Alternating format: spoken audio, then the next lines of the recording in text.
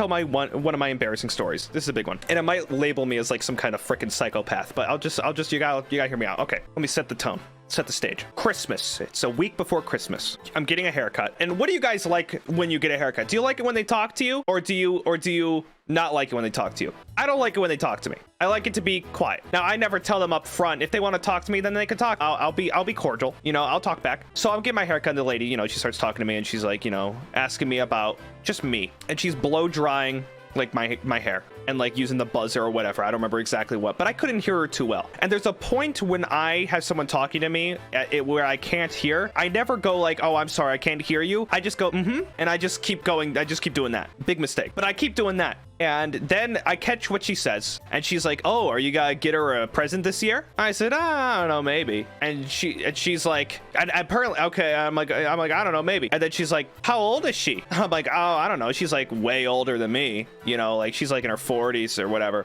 And she's like, well, how long have you been seeing each other? And I go in my head, I go, oh, fuck. Oh, no. I thought she was, this whole time I was agreeing to a thing that I was answering the questions as if it was for my mom. I thought she was talking about my mom. I apparently agreed and told her that I have a girlfriend, and that I was talking about a girlfriend that I had that is now apparently 45 years old. And I was, what, 24? So now it gets worse. So now I'm met with I'm at an impasse, right? What do? Do I go, oh, I'm sorry, I thought you were talking about my mom and I wasn't listening to you this whole time? Or do I follow up, and do I just create this warped fake reality so I don't have to make them feel bad that I wasn't listening to them, and that they could just have a good time having a conversation? It's a point of no return. So I continued to go down the pathway. We were too far in, so I doubled down and I continue to talk to this haircut lady. Oh yeah, we met at film school. Yeah, we've been living with each other for about 2 years. And I just kept going. I kept creating this fake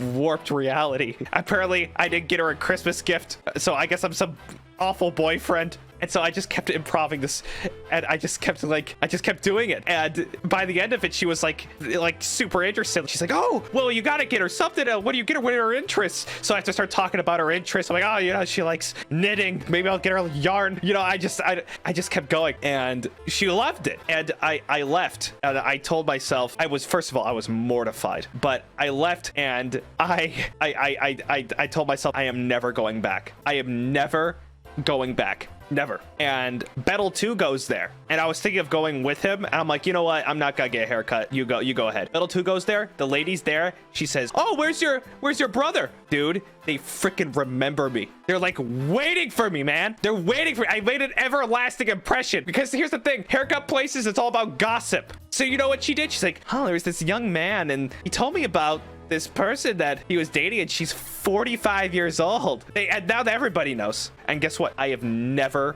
gone back. It's been years. Absolute hell. Terrifying. Maybe I'll go back and see what happens. It's been years now. Does Bettel 2 know? Yes. Does your mom know? Yeah, I tell my mom about it. She always laughs about it, but it's so embarrassing to me. I probably should have just gone back, but I'd rather have not gone through the embarrassment of like saying I wasn't listening, because I felt bad. So instead I lied and created a fake world, which is somehow so much worse.